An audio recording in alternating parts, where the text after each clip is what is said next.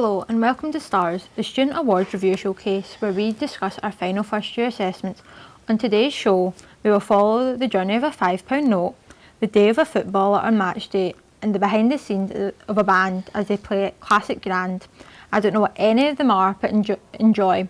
I'm also joined by Cammy, Stephen and Kimmy in studio, and as well as special guests, Emily, Michelle and the Fiver. I'll now pass you over to Kimmy. Fivers. Such a monumental thing in our society that we all take for granted. But out of all numbers and notes, we hunger for 10s, 20s, 50s. But what about fivers? It's about that time that this monumental artifact gets its own piece of the spotlight. Well, our very own UWS students created, directed and produced this 5-time nominated and award-winning piece, all about this own £5 note, that it should get its own spotlight. Here is the Fiver.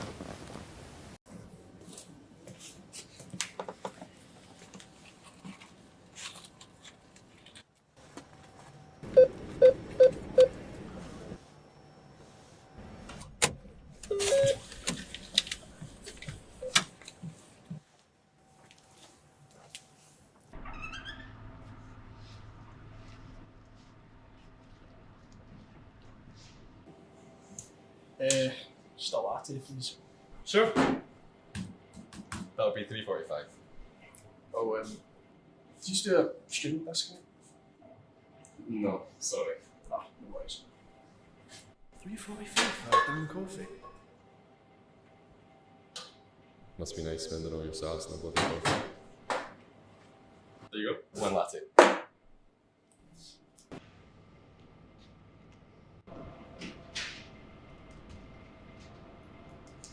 you go. Hi. What can I get for Coffee, you? black. Okay. And get me a cheese toastie and an Empire biscuit while you're at it. Okay.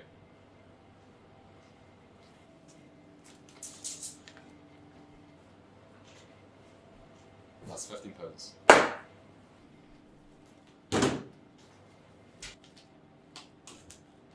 Okay, and here's your change.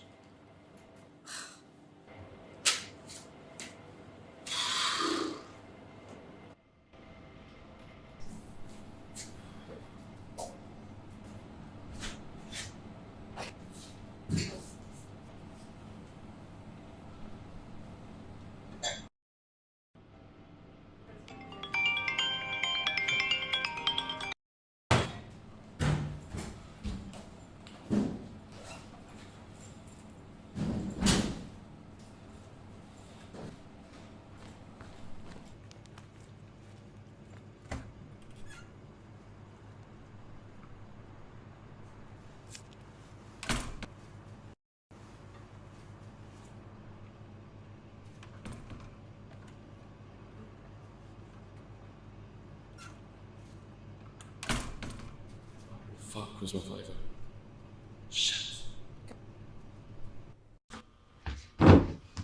Deborah, cheer up. It's your birthday.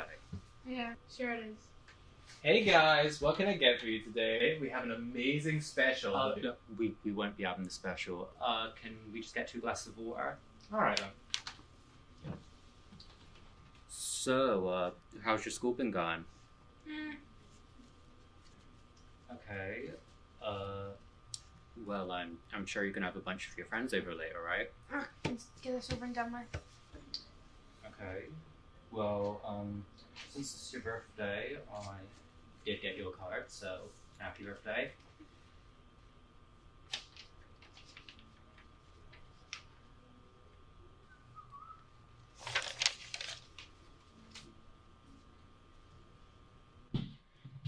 Really?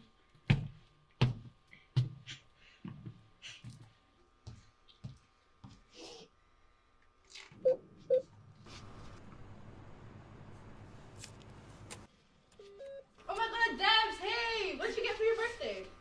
Nothing. So I'm now joined in studio with Fiver. Fiver, thank you for joining us. You're welcome. You said earlier to me in the break room that the story was very personal to you. Do you want to tell us a little bit about this story? Do I really need to? Not really. How did it feel to finally tell and be part of this story that hit so close to home for you? I didn't hit that close to home, to be honest. I'm just here for the paycheck. Okay. There's been rumours on the grapevine that some friendships bloomed from this production between the acting talent, and also plenty of disagreements and enemies were apparently had. Care to expand on that? No comment. Oh. There was supposedly some controversy between you and another member of the crew in the scene where you were being picked up. Would you like to spend some time clearing up your name after what you supposedly did? No comment. Now, how do you feel about the other talents that was shooting for the role of the Fiver, especially your known rival, the tenor? Don't dare speak his name. Well, that was a very interesting interview from the Fiver. Well, thank you for joining us, Fiver. I'll now pass you over to Stephen. From Fivers to football now. The women's game has grown exponentially in the last few years, with 4 teams now full-time and the game being broadcast live more than ever before. But what about those part-time footballers who still work day to day before battling it out on the pitch? We caught up with Kilmarnock fullback Lauren Reside as she swapped tackling emails for tackling opponents. Yes, no!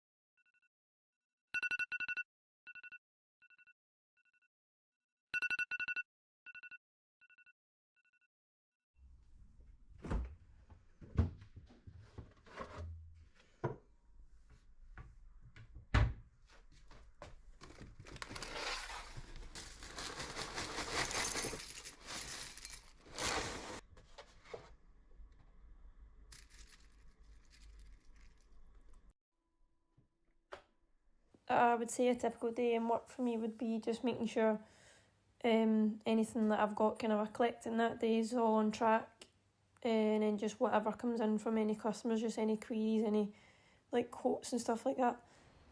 I would actually say, but not every day is the same, which I kind of like about it. I would say I prefer working in the office because I just feel like your day goes in quicker, and also you've got the people you work with next to you and you can kind of chat about stuff and stuff like that. And I would say you're kind of a more proactive in your work, you do things quicker and stuff like that.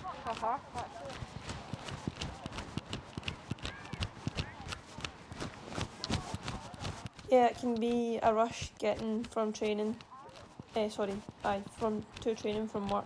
Because like obviously traffic and stuff like that, and then just depends on what time I get in from work, like to have time for dinner and stuff like that. But I would say obviously like the coaches are really good because they understand if you're late, you're not meaning to be late. She's excellent. She's a fantastic role model. You know, a fantastic person. That's the most important thing for me. She's a good person. She works so hard at her game, like everybody else. So sometimes it's that confidence and self-belief. She probably punishes herself too much. You know, I thought it's dead easy to, you know, try and guide and support them all, but when they're quite overly critical of their own mistakes, then we compound it sometimes by trying to challenge them as well. So I would just encourage Lauren to be more confident, more belief in her own ability, great physicality, you know, technically as decent, as good as anybody. But if she doesn't believe in herself, then it's pointless us having belief in her as well. So, but fantastic, a joy to work with, always there, always willing to help. First there if she could be, last to leave and clean up and tidy. So perfect role model for everybody, and you know, it's somebody that you're delighted to be part of the squad with. Queue up at the footballs. If you're not on an orange cone up there, queue up at the footballs. Oh, I'm like right in the middle of it, isn't it? Yes. There's 2 files of footballs at either one. You start coming next week because you're coming again. Sorry. What over here? So it's free. Queue up at the footballs, so there's going to be 2 time. The first part is nice and easy. Into Jess, turn, play to Chelsea. Chelsea, you dribble the ball back in. Okay, you just follow your pass. Nice and easy, just get a touch of the ball. Nice and easy. Lauren is I would say the most helpful player in the dressing room. She's always looking to make sure everyone's okay, and she always supplies like goodies like sweets and bananas, the wee gels and things like that. So she's probably the most caring player and helpful player in the dressing room. Kind of like the team mum, making sure everyone's okay. I'd say she's a very versatile player. She can play in many positions. She can play as an attacking player but also as a defensive player. She's one of the most committed in the team. There's very few times that she actually misses training, and definitely one of the players that I enjoy having about in the team. And my favourite memory from playing with Lauren is definitely when she had to fill in as fullback, so she played left back next to me, and it was fun playing next to each other. And we're both clueless at times, so it was always a good laugh. I wouldn't really say I shut off from football. I would actually say I go to football to shut off from other things, like my work or anything that's happening in my life. I would say football's like a kind of a relief for it. Anything like that. When you're playing, you kind of just forget about any worries you've got or anything you've got going on. I'm in studio with Michelle. Michelle, thank you for joining us. No problem. So, how important is it for footballers to do extra work, particularly when they're part-time? I think part-time footballers need to make up for the time that they're not playing, so the work outside of the football that they do outside of their training is really important if they want to get to a better level. Yeah. What kind of things do you look for when starting to work with clients? Usually a client comes to me who's got determination and focus and they know that they want to improve their game, so they kind of seek me out themselves. Was this the type of things that you looked for when Lauren first started with you? So Lauren specifically wanted to work on her strength and some injury resilience, so she knew that I was able to help her with that, so her determination to come and train has helped her progress in the last couple of years. Yeah. So what steps do you think need to be done to be able to bridge the gap between SWPL 1 and 2? I think when you're competing with full-time teams, it does come down to determination and effort outside of the game, so what can they do in their own time, what resources can they access and put extra in when they're not training. Well, it's coming up towards the end of your career. How do you reflect upon it? Is there any highlights? I think for me the biggest highlight is that young women and girls can aspire to make it their job. It was never an option for me as a kid, and I love to see it as a career now. Yeah. Where would you like to hope to see women's football in the next 5 years? I think just continuing to grow at the rate it is, more investment in the game and more recognition for the time and effort that girls put into enhance the whole profile. Thank you, Michelle, for joining us. So, now, coming up later in the show, we have our wonderful awards that are the Most Time Wasted Award, the MPC for You and Me, and it should have been cut in post. I'll now pass you over to Cammy, who will introduce his VT. On the 15th of March, the Heritage performed in front of a sold-out 300 crowd at Classic Grand. This was the third performance that they took, and it was the biggest of all yet. We went behind the scenes at their biggest day yet to capture all the behind the scenes of a band on their big day.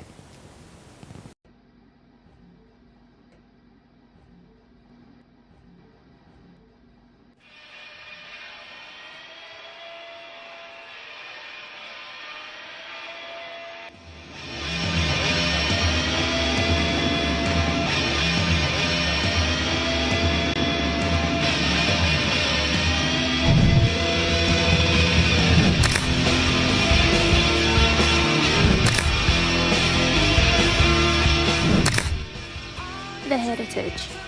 Promising young indie band take to the stage to headline Glasgow venue Classic Grand. Inspired by bands such as Oasis, the Amazons and the Stone Roses, The Heritage played their third gig on Saturday the 15th of March in front of a sold-out bumper 300 crowd.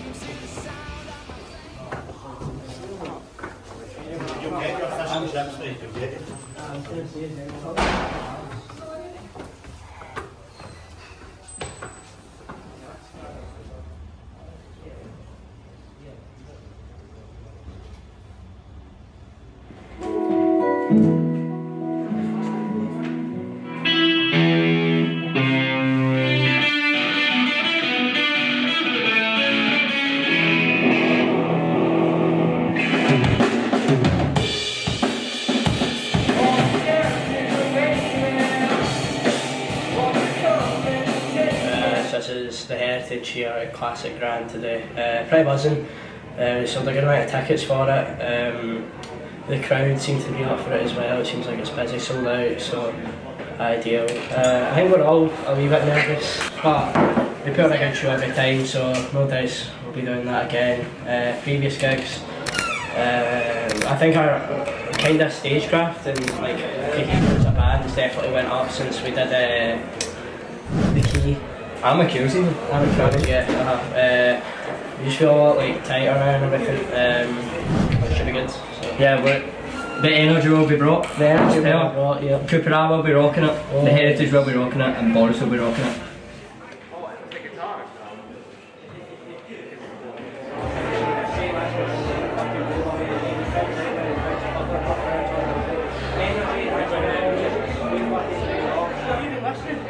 Are you even fucking listening, mate? You won't even when I fucking when you go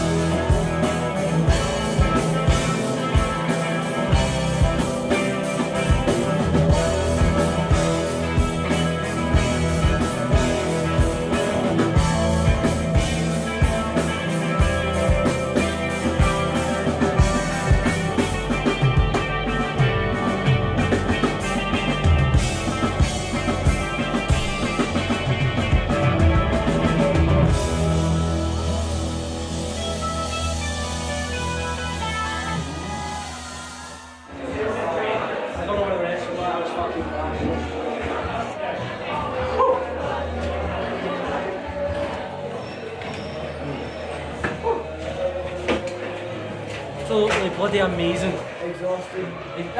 Exhausting as well. I'm tired, but what a day. Was this me? See you.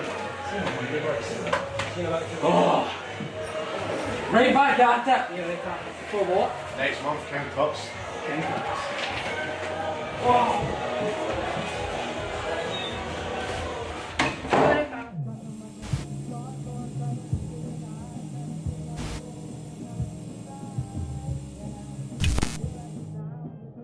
Now joined in studio with Emily. Emily, thank you for joining us.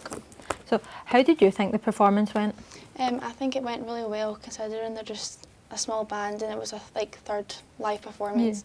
And I feel like they've done really well, like staying calm in front of like such a big crowd. How does this performance compare to any other performances you've seen by the band? Well, I've seen a few, but I feel like the Heritage is one of the more promising ones, and I've seen that through like their maturity and stagecraft while on stage. Obviously, you said through their maturity, do you think they have potential for the future to get bigger? Yeah, definitely. Well, they're performing at King Tut's in a few weeks, and I feel like that's like a big venue where like small bands will get noticed. So yeah, I feel like they have big potential. Was there any moments that stood out during the performance for you? Probably the set length. It was like 45 minutes, so it's like a long time to be on stage. And obviously they had their own like songs that they played and everything, so I feel like the crowd really enjoyed that. Thank you for joining us, Emma. I'll now pass you over to Jamie. The awards you've been waiting for, here are the nominees. Hello. I'm really sorry I can't be with you at your award ceremony in person, but as you can see, I'm in Saint-Tropez living it up. So I'd like to present the award for most creative use of time to Millie and team. Congratulations, you did spend quite a lot of time syncing up the sound for your last assessment due to not switching the mic on the camera. So congratulations to Millie and team, well done, and I'll see you all back in the studio soon. Cheers, bye bye, bye bye. Right you, let's go, we've got work to do.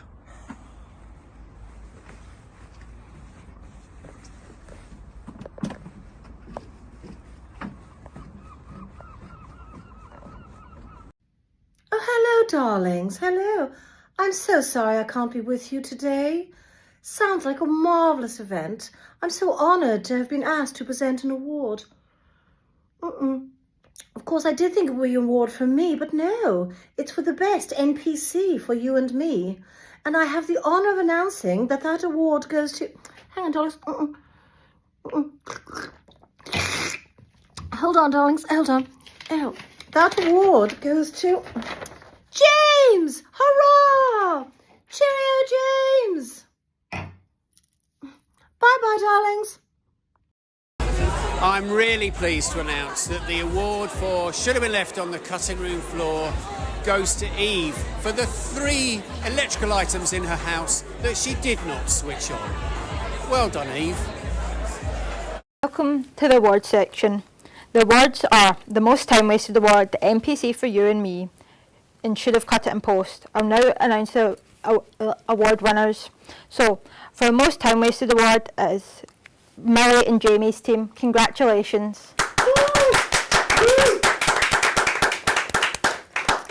Next up, the MPC for You and Me award. That goes to James. Congratulations. Finally, the Should Have Cut It in Post award. That goes to Eve. Congratulations, Eve. I will now be joined by everyone on set for an outro. On you get. Go on. Everyone. Emily, you can come join us if you want as well. Oh, Stephen's been star of the show. Everyone wave.